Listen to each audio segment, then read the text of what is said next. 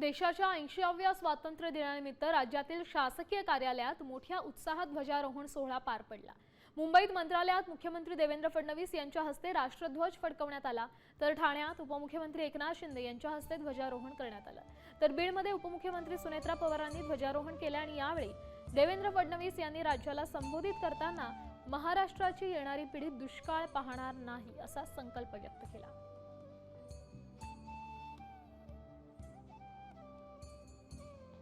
मला अतिशय आनंद आहे की आपल्या शासनाने शेतकऱ्यांकरता पुण्यश्लोक अहिल्यादेवी होळकर कर्जमाफी योजना आणली।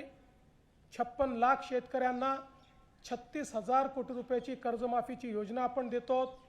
महाराष्ट्राच्या मागच्या पिढीने आणि या पिढीने मोठ्या प्रमाणात दुष्काळ बघितला, पण महाराष्ट्राची येणारी पिढी दुष्काळ पाहणार नाही। साम टीव्ही मला बघायला आवडतो, कारण त्यावर दाखवल्या जाणाऱ्या बातम्या रिलेट करतात।